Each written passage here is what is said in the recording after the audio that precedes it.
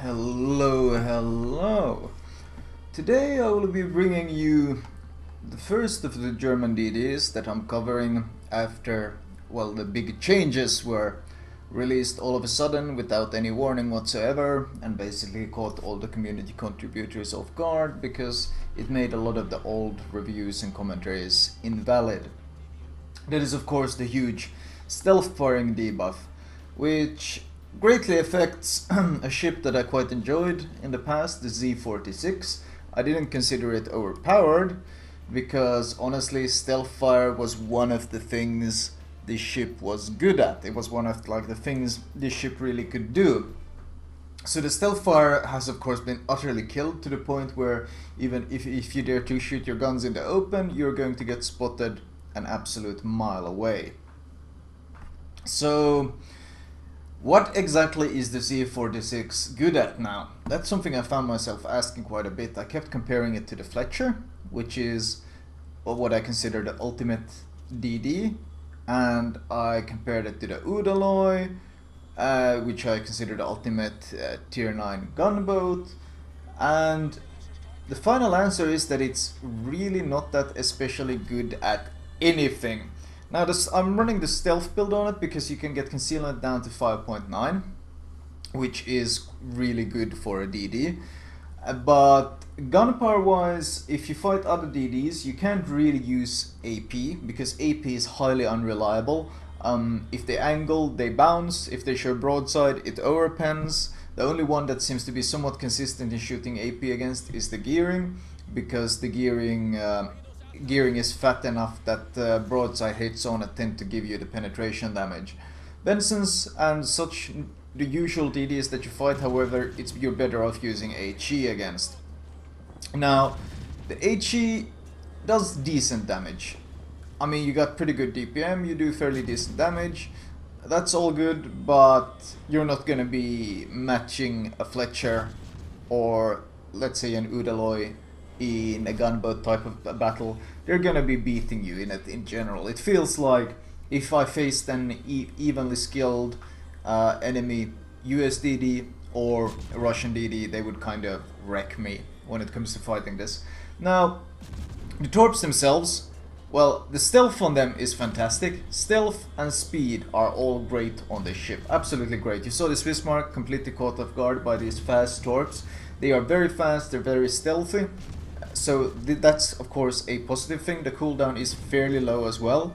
One of the bigger issues which really starts to show itself at higher tiers, it's not as much of an issue as at lower tiers, but now at T9 and T10 it really starts showing itself, is the lack of alpha damage on these torps. You saw that the Bismarck ate 5 torps, and the Bismarck isn't exactly known for its torp belt, but he still ate 5 of them and survived, and that's because the alpha damage on these torps is only 14.4k, and that doesn't go up when you get the T10.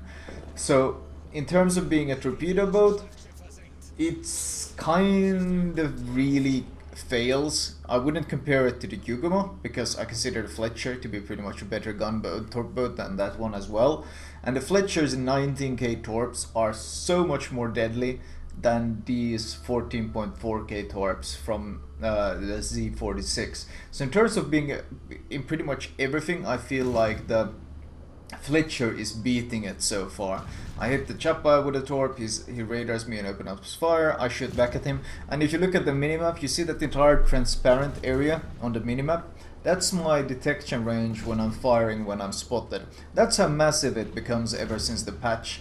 So in terms of long range gun damage, well, the Udaloy is just far superior. The HE, arcs and damage and fire chance are all superior, and the AP damage is also far superior. You can actually citadel ships, you can wreck them at long range. I've tried plenty of times to use the AP effectively against other ships, and most of the time you get the best you can get out of it is consistent damage against broadside battleships and such. Against cruisers, well, once again, if they get broadside you can do some good AP damage, but you can't actually citadel cruisers. I've tried to citadel so many cruisers, I've gone for these YOLO rushes, really close range, thinking, yeah, I'll finally get to see this potent heavy AP damage, but the problem is that in classic German AP style, the actual penetration on the AP shells is so pitiful that you don't really end up getting many, if any, citadels. In fact, most of the time, I find myself getting very few citadels playing these German DDs. So the idea of having this high AP damage is kind of ruined by the fact that they don't really penetrate anything. Even when people give you full broadsides, you still don't seem to be penetrating anything. So that is pretty frustrating. So gunboat wise, it doesn't hold a candle to the Udaloy. So it's kind of like this balance, or this attempt to be kind of mediocre at everything, but not really especially good at anything. Now, the one thing, of course, that the line had before, once again, the nerf was it had the German Hydro. But of course, they change it now so that the only ship that really gets the German Hydro is the tier 10. The ship here, of course, is tier 9, the Z-46, so you don't have that Hydro yet. Here's an example of what I meant shooting at broadside battleships. You get some nice damage out of the AP here, but still, I mean, he angles away, you start getting bounces, you have to switch to HE, classic. Anyway, the Hydra you get is not the German one, but it's just a pretty mediocre one that pretty much everyone else gets, and it's like I got like a 4 point something, 4.6, 4.8 range detection on the ship spotting, and of course anyone who has any clue how to play around that will be able to avoid it quite easily. Of course, you have also the hugely nerfed smokes. For those that aren't aware, German DDs have extremely short duration smokes, and of course if you face DDs that know what they're doing, which means they are willing to wait out your smokes if you smoke up and try to like fight them, and they smoke up in return. The nasty thing is the enemy DD can just wait out your smokes.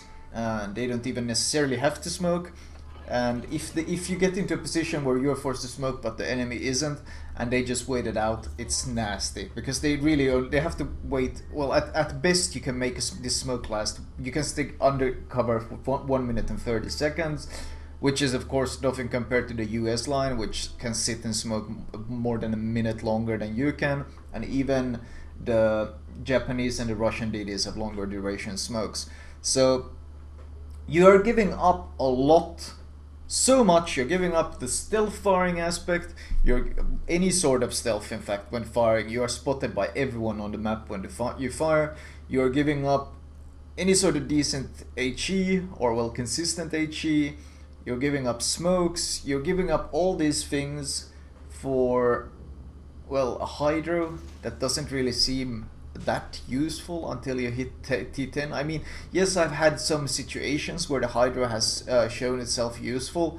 I'm not spotting this. If you think it's my Hydra, no, it's not. It's the other DDs on the other side spotting them. The Hydra hasn't really done much besides spot some torps.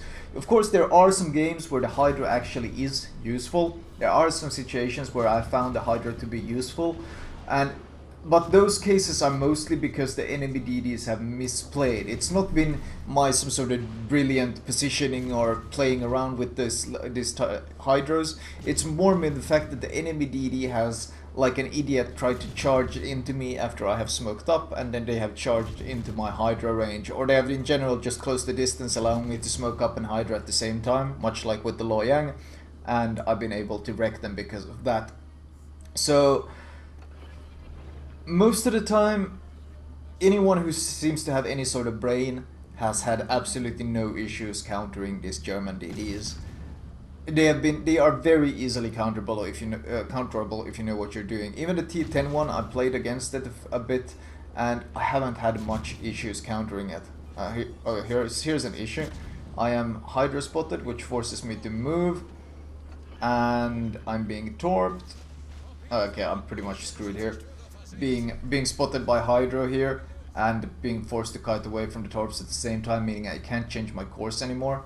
All I can do is try to self straight. Oh god, can I make it out in time?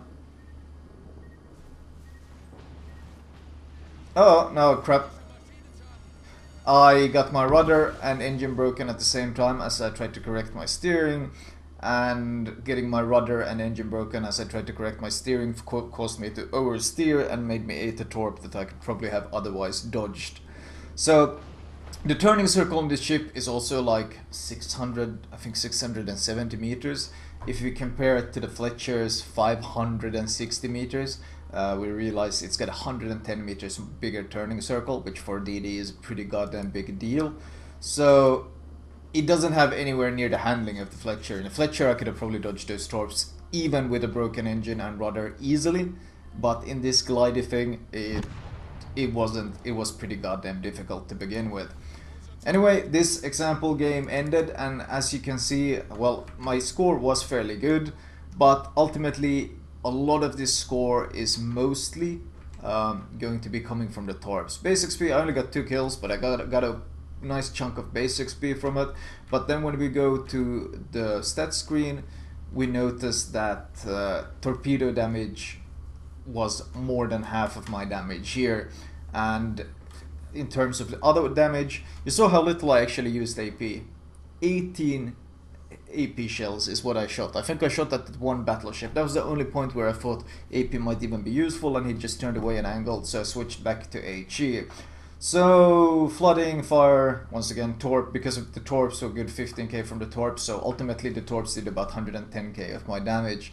And that has seemed to be the story. I mean, 180k in a 10-minute game isn't bad, but I've done so much better in both my Fletcher and my Udalloy, and the story with these DDs seem to be that you need to land a lot of torps to have any sort of decent games, and when you do land torps, well, it's mostly because you cause the flooding and then you follow it up with fire, something that you get a lot of damage, because these torps don't do that much damage. It's not that hard to land the torps, luckily, because they are quite good, they are fast and they're stealthy, but the question I keep repeating and keep asking myself when I play this German DD line is that what exactly is it supposed to give me, or like what kind of experience am I supposed to be gaining here that I can't gain with the US DD line, for example?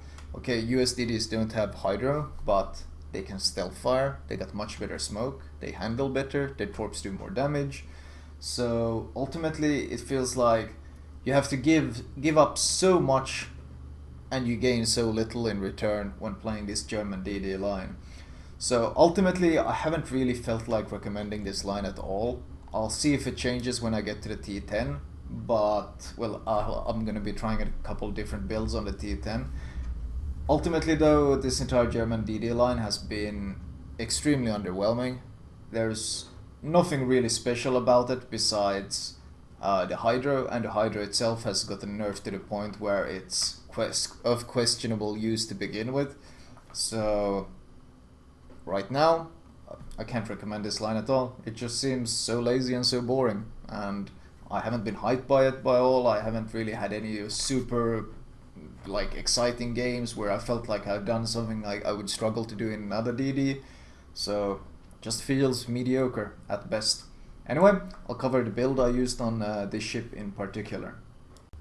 Right, since I'm already at the Z-52, I'll just use the previous ship like this. First upgrade, hull, get the HP buff, get the range upgrade, then get your torps upgrade. The torp upgrade is mostly just a 500 meter range increase and a 1 knot speed increase, so the upgrade itself is very small, but it's a nice upgrade to have, so get it as the last one. Consumable wise, premium repair, premium smoke, if you can afford it, premium hydro, not as important. Main armaments mod 1 in upgrades, aiming systems mod 1, main battery mod 3, the propulsion mod 1, steering gears mod 2, and concealment system.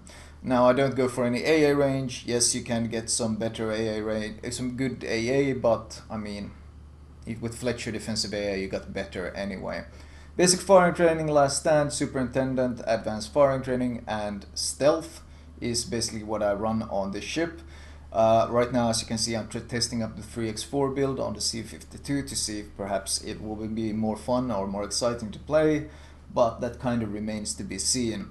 Overall though, this entire German line, I've tried some different builds with it. I tried to somehow make it feel special or interesting, but with all the nerfs that have hit this line, there's I feel like they kind of gutted whatever it was that made this German line somewhat fun to play to begin with.